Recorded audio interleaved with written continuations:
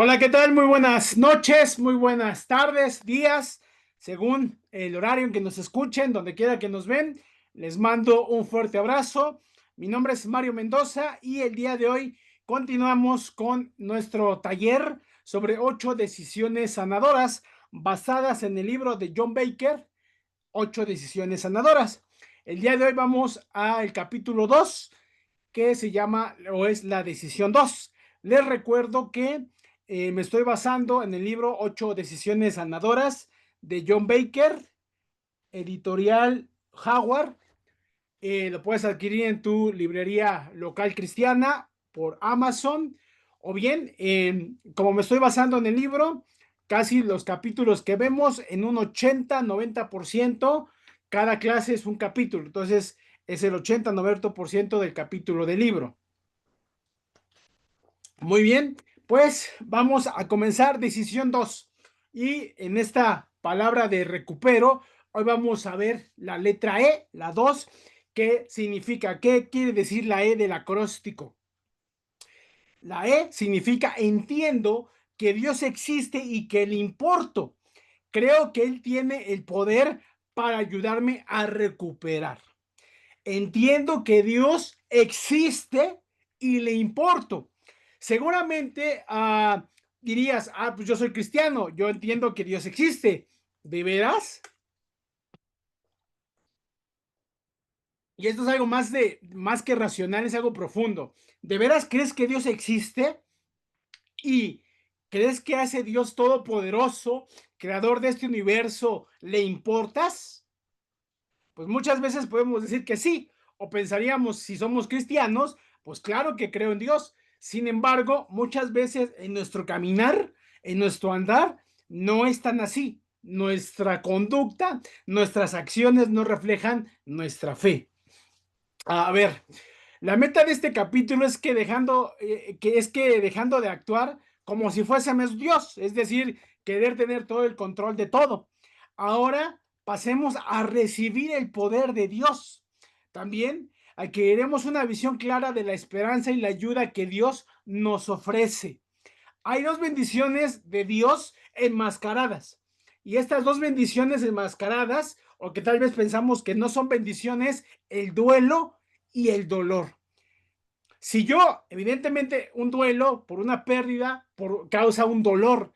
Y son dos situaciones que no son agradables ni vivir ni ver a un ser querido pasando por esto. Sin embargo, sabiendo canalizarlo o sabiendo llevar el proceso debido, Dios puede utilizar estas situaciones para cambiarnos, para transformarnos. El duelo es un proceso que llevamos y produce un dolor. Hay distintos duelos.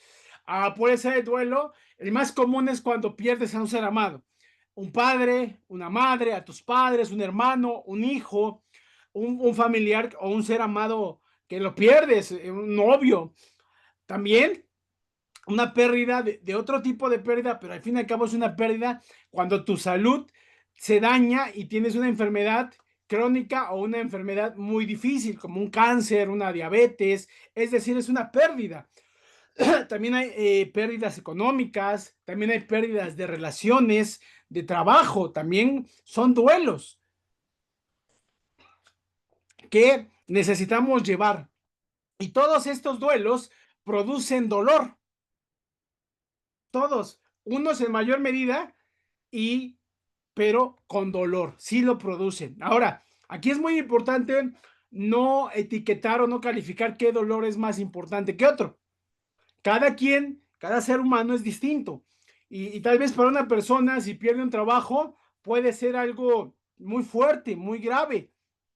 Y tú puedes decir, no, pues puedes conseguir otro, pero tal vez esa persona ahí tenía sus sueños, o tal vez tiene que mantener a su familia. Imagínate un padre de familia, una madre de familia que pierde el trabajo y dice, ahora, ¿qué voy a hacer? Tengo que mantener mis gastos, mis ocupaciones, mis hijos. Es decir, cada duelo es importante y tenemos que respetarlo. Cada ser humano pasa por duelos. Por ejemplo, sabes que ya te dio diabetes, puede salir adelante. Bueno, es una pérdida para esa persona. Es decir, tenemos que aprender a entender que cada ser humano es distinto y a respetar su proceso de duelo y dolor. No minimizar, no minimizar los procesos y los duelos de las personas. Ahora, ¿qué nos genera dolor? Pues muchas veces el dolor son por las decisiones del pasado y por la pérdida del control de las situaciones. Cuando decides cosas o estás viviendo, mejor dicho, cuando ya estás viviendo consecuencias de cosas que no hiciste, pues genera dolor. Si no te casaste, si no procreaste, si no aceptaste ese viaje, si rechazaste a una persona sentimentalmente hablando, si no viste a tus papás en el hospital y fallecieron. Es decir, muchas veces venimos cargando dolor por decisiones que tomamos en el pasado. Pero como vimos en la clase 1, necesitamos entender que el pasado no va a regresar y ya no puedes hacer nada con eso. Muchas veces la persona que es alcohólica, que tiene una adicción o que tiene una enfermedad por consecuencia de malos hábitos, pues se arrepiente y se duele. Sin embargo, necesitamos aprender a mirar al frente. Todo proceso de duelo pues genera dolor. Al final de todo este dolor y estos procesos, Dios nos trae consuelo y dice, dichosos los que lloran porque serán consolados.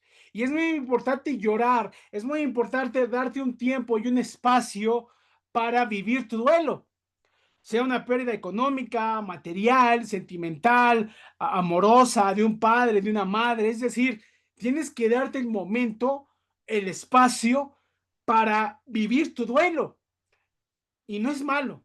Evidentemente, dependiendo la cercanía, dependiendo la situación, los duelos duran más o menos y dependiendo la persona. Hay personas que pierden un trabajo y ya no se recuperan. Hay personas que pierden a la esposa, al esposo, a un padre, una madre y ya no se recuperan. ¿Por qué? Porque no pasaron ese duelo y se quedaron en el duelo. No vieron el duelo como un proceso, sino lo vieron como el final. Por eso es muy importante entender, todos somos distintos, todos reaccionamos distintos a situaciones, pero todos aquí tenemos que procesar nuestros duelos. ¿Qué duelo tú tienes? Sentimos dolor por nuestros errores del pasado. ¿Qué situaciones del pasado te han causado dolor? Muchas. Por ejemplo, yo voy a poner mi ejemplo porque estoy dando la clase, pero tú respóndete en una lista o mentalmente qué cosas muchas veces te causaron un duelo y fue doloroso.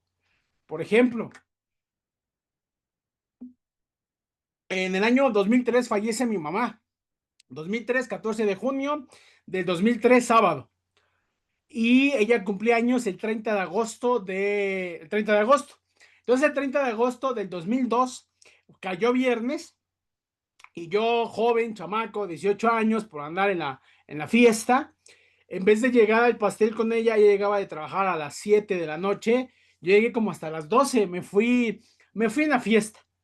Y yo recuerdo que llegué ese viernes, 30 de agosto de 2002, llego a la casa de mi mamá y bueno, y me dice, te estaba esperando para partir el pastel. Y yo le dije, ay mamá, pues lo celebramos el año que viene, ¿no? Así, y lo recuerdo perfecto. Lamentablemente, pues mi mamá fallece en junio del año que viene, es decir, ya no, ya era su último cumpleaños. Yo no lo sabía, ella tampoco, pero yo sí recordaba, ahorita lo tengo muy presente, pero durante mucho tiempo lo tenía muy presente, pero me generaba un dolor, me generaba una pesadez, me generaba culpa. ¿Me entienden? Y durante mucho tiempo fui esclavo. Empecé a tomar, empecé a comer en exceso. Yo cuando muere mi mamá, yo pesaba aproximadamente 80 kilos. Ella fallece en junio, para septiembre de ese año, tal vez yo ya estaba en 130 kilos. O sea, fue, fue bastante el cambio, fue bastante el dolor, no me cambiaban, andaba de negro con rastas. Es decir, yo tenía un duelo, pero no sabía que estaba en un duelo y no había quien me ayudara. Y mucho tiempo llegué, incluso ya siendo discípulo, me bautizo en el 2005. Aún así, yo todavía seguía con mi dolor, con mi carga. Y eso, pues, fue una culpa que no me dejó vivir, pero que realmente yo ya no podía hacer nada, porque ya había sucedido. Y aunque yo dijera, Dios, dame otra oportunidad, o esto o el otro, pues ya había pasado y no podía regresar el tiempo. Son situaciones que ya no pude controlar, ya no podía regresar el tiempo, ya no podía ver, celebrar a mi mamá, ya no podía verla. Eso me generó mucha culpa y lo tuve que procesar, pero durante mucho tiempo yo no era consciente que tenía una pérdida y que estaba viviendo un duelo. Recuerdo, más o menos como medio año después de que ella fallece, una vez amanece, abro mis ojos y recuerdo, es que ya no voy a ver a mi mamá, es que ya no la voy a tocar, o sea, como que me cayó el 20, como se dice, como que fui muy consciente de que ya no la voy a ver. Y ya había pasado como medio año, 4 meses que ella había fallecido. Es decir, no era consciente y lo tuve que ir canalizando. Aunque nunca estuvimos, la realidad es que hay veces pensamos que hay situaciones que pudimos controlar, pero la realidad es que no, nunca hemos tenido el control de situaciones. La sensación de creer que sí, pues es lo que nos hace sentir una pérdida. ¿Me entienden? Es que lo perdí, es que yo no hice, es que hubiera hecho más, pero realmente nunca tuvimos el control de la situación. Por eso sentimos la pérdida. Nunca hemos tenido el control de las situaciones, aunque creamos que sí. Entonces, necesitas tú de manera personal, te comparto lo que durante una de las tantas pérdidas que tuve, cómo poderla canalizar. Ahora, ¿tú eres consciente que tienes duelos? Porque hay veces como mecanismo de defensa, decimos, no, no pasa nada y nos cerramos. Y en algunas personas es natural cerrarte, pero no tratas las situaciones. Te despidieron de trabajo, no, no importa, pero te sientes humillado, te sientes con miedo, pero no lo trabajas. Perdiste a tus papás, no, no importa, si es la vida, hay que seguir adelante, pero no te das el tiempo de procesarlo, de llorar, no te das el tiempo de verdad de sufrir esa pérdida y ese duelo. Y mucha gente pasa años, incluso no logran poder, fallecen y nunca logran poder llevar esos duelos. Entonces es muy importante esto. La realidad es que el dolor es un antídoto de Dios para el autoengaño, ¿no? Es decir, hay veces pensamos que todo está maravilloso y que todo tenemos el control y que todo no nos va a pasar nada. Y muchas veces como cristianos es muy recurrente pensar que como somos cristianos no nos van a pasar cosas. Y eso, pues para empezar, Jesús no lo dice, al contrario, nos advierte que serán tiempos difíciles. Y si leemos la historia de la iglesia, los mártires, los hombres y mujeres que fueron sacrificadas, martirizadas, pues la realidad es que ser cristiano representaba en muchas ocasiones firmar tu sentencia de muerte. Entonces, ¿por qué nosotros hoy pensamos o creemos que por el simple hecho de ser cristianos, de ir a una iglesia, de tener una fe, no nos van a pasar cosas?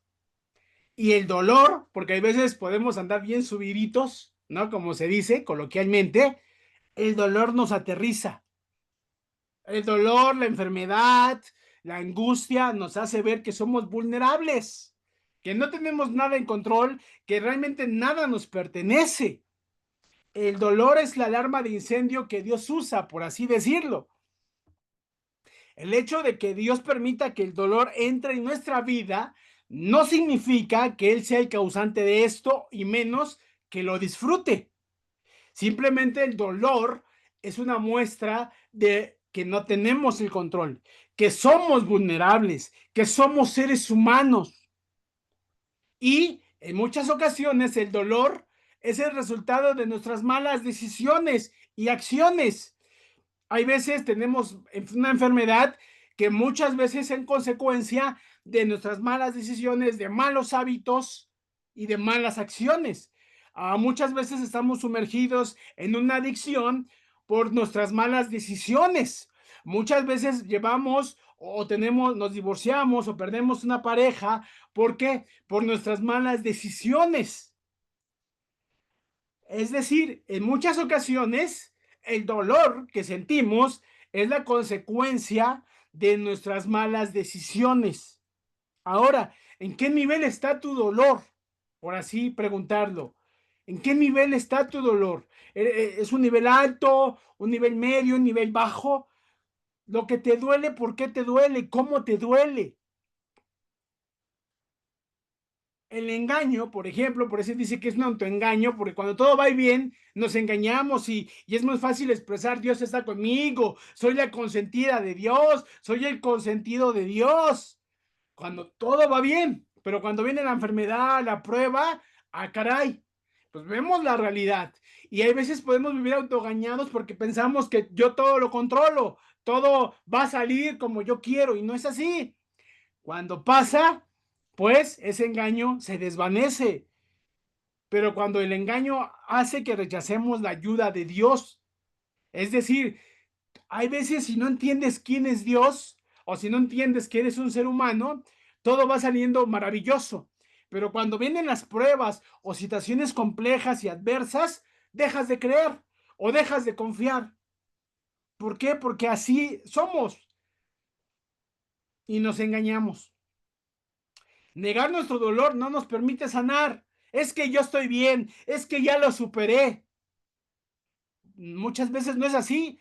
Hay veces, un ejemplo coloquial en el sector de solteros, una hermana o un hermano te rechaza sentimentalmente. Ay, pues ya ni modo. Pero claro que duele que una persona no quiera formar una relación romántica contigo, te siente rechazado, humillado, poco valorado, poco atractivo y duele. Pero hay veces en nuestro orgullo, no importa, y endurecemos nuestro corazón. O hay veces cuando nos lastiman, ah, no importa, yo lo perdono, ya lo perdoné, pero no lo procesas y ahí está el dolor, la angustia.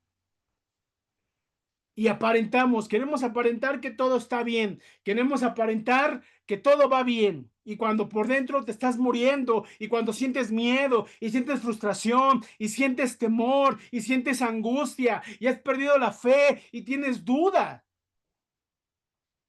¿Por qué? Porque jamás vas a poder hallar la sanación de tus heridas, de tus malos hábitos, de tus complejos, hasta que le hagas caso a tu dolor. ¿Qué complejos tienes? ¿Qué malos hábitos tienes? ¿Qué heridas tienes? ¿Te humillaron por tu sobrepeso o por una situación de tu físico? Canalízalo y trabaja en ello. Pero hazle caso a ese dolor. ¿Te rechazaron tus padres o sienten que fueron más amorosos o tenían a tus hermanos más consentido? Canaliza y procesa ese duelo y canaliza y sana ese dolor. ¿Por qué? Porque rara vez cambiamos cuando las cosas son tranquilas y estables en la vida.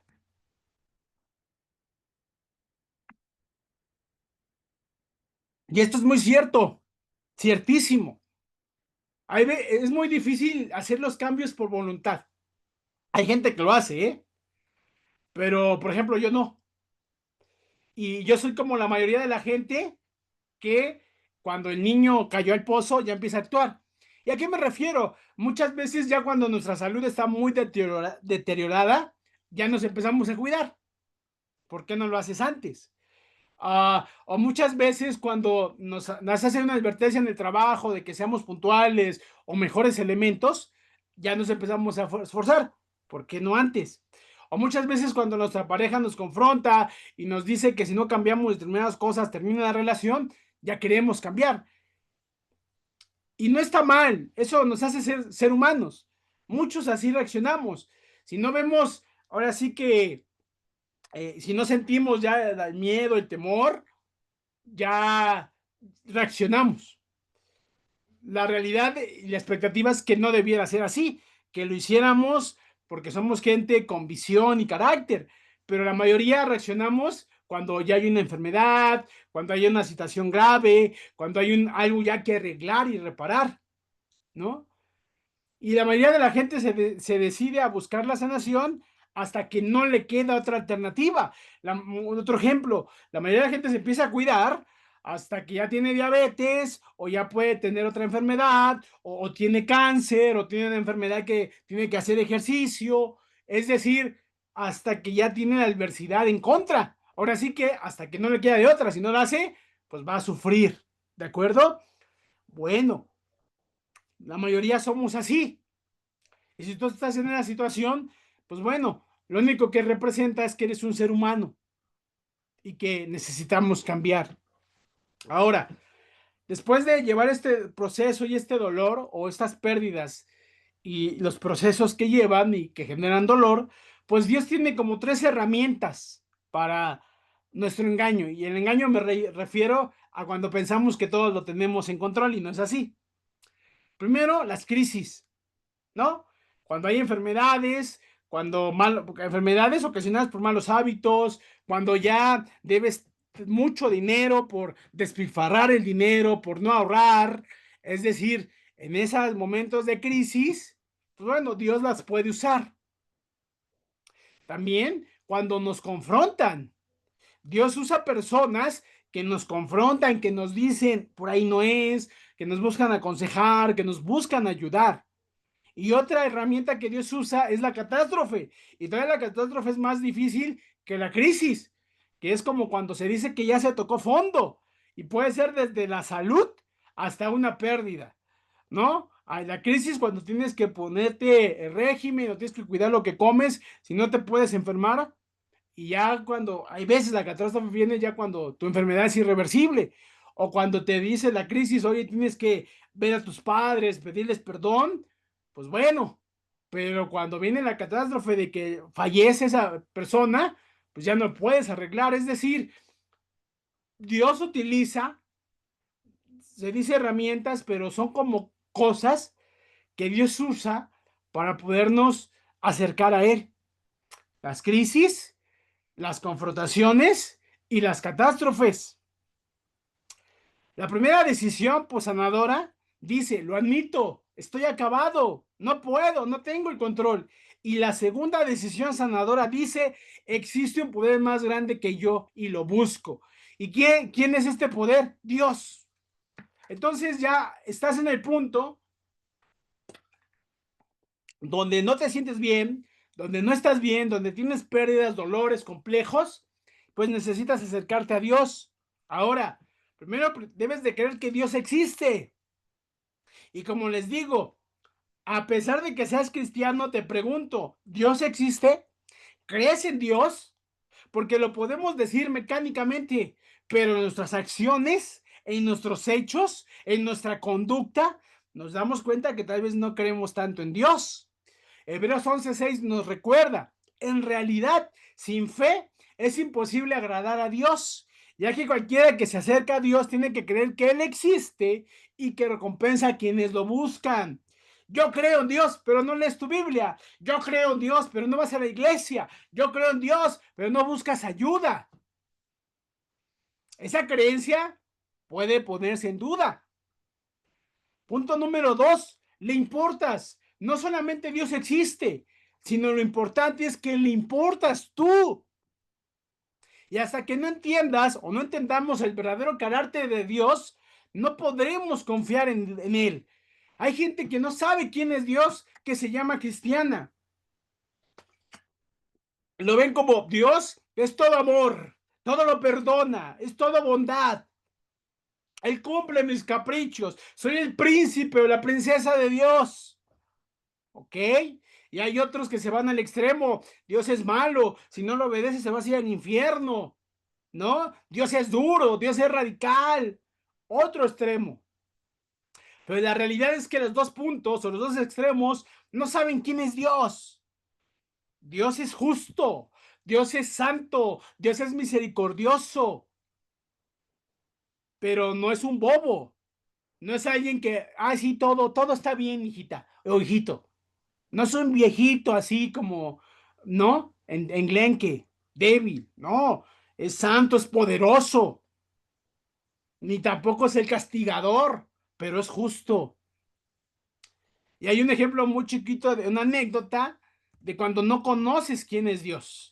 Se dice que dos niños eran muy latosos en la escuela y la maestra se hartó y los mandó a la dirección. Entonces la directora primero pasa a uno y le dice, era una escuela religiosa, ¿dónde está Dios? Y el niño se queda, no, no sé. Y le voy a preguntar, ¿dónde está Dios? La directora le pregunta. Y el chiste es que le pregunta 3 veces dónde está Dios y el niño nunca le responde. Y se sale. Y entonces el otro compañerito que iba a entrar le pregunta, oye, ¿qué te preguntaron? Pues, bueno, ¿qué te dijeron? ¿Cómo te fue? Dijo, no sé, pero nos van a echar la culpa de que parece que Dios se perdió, ¿no? ¿Dónde está Dios? ¿No? La pregunta de la directora y el niño pensó que le estaba diciendo que él lo había perdido. Y esto puede ser chistoso o curioso, pero muchas veces así pensamos de Dios. Si no conoces a Dios, aunque vengas a la iglesia, no vas a saber cómo reaccionar en conflictos, porque si tú ves a un Dios todo malo, rígido, cruel, pues cada vez que te pasen situaciones duras vas a decir, lo merezco. Y ahí te vas a dar tus golpes de pecho, tus latigazos. Y si ves a Dios como Dios todo es amor, Dios todo es bondad, Dios todo me perdona, lo vas a ver sin respeto. Lo vas a ver como, no importa. Y vas a vivir como quieres. Por eso debes de entender quién es Dios. Le importas, pero hay que conocerlo profundamente. Punto número 10. 3. Dios sabe tu situación. Le importas y sabe lo que estás viviendo. Sabe tus heridas, sabe tus complejos, sabe tus malos hábitos, sabe tus miedos, sabe tus frustraciones, sabe tus temores, sabe tu pecado. Me alegro y me regocijo en tu amor, porque tú has visto mi aflicción y conoces las angustias de mi alma, dice el salmista en el Salmo 31:7. Dios te conoce.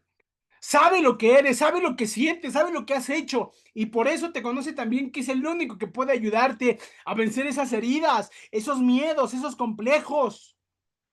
Y punto número 4, a Dios le importa tu situación.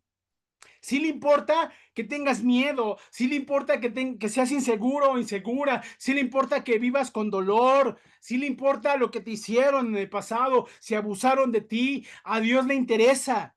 Y Dios muestra su amor por nosotros en esto, que cuando todavía éramos pecadores, Cristo murió por nosotros. A Dios le importas con tus malos hábitos, con tu drogadicción, con tu adulterio, con tu maldad, con tu rencor, con tu envidia, con tu enojo, con tu mentira, con tu perversidad, con tu inmoralidad, con tu cobardía, con tus heridas, con tus miedos, con tus complejos. A Dios le importas y Dios quiere sanarte y Dios te ama.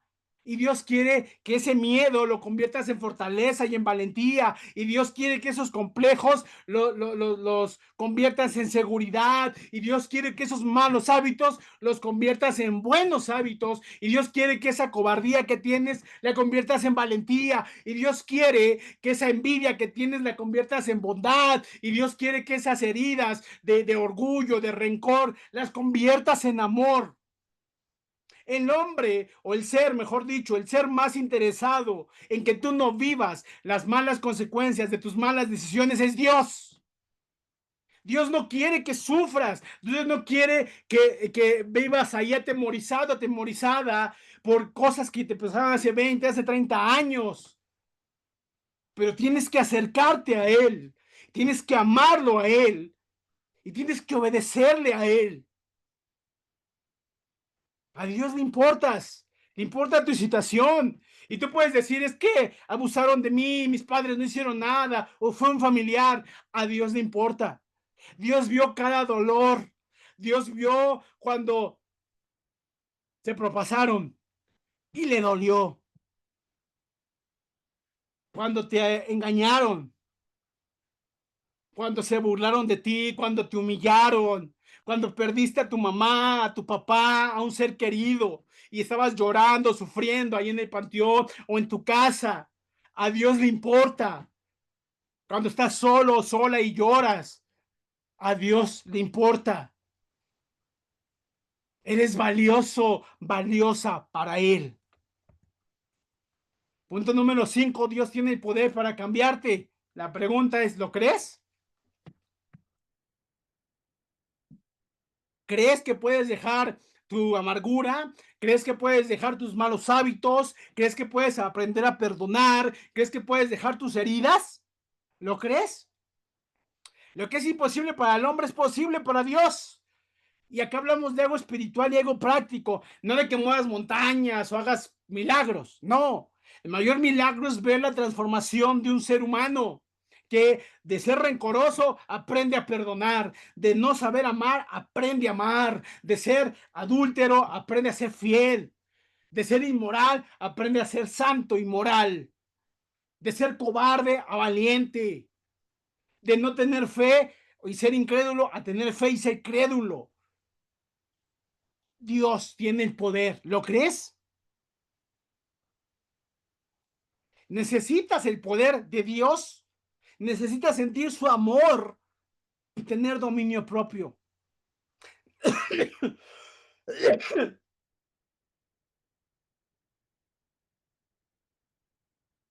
Tienes que reconocer algo.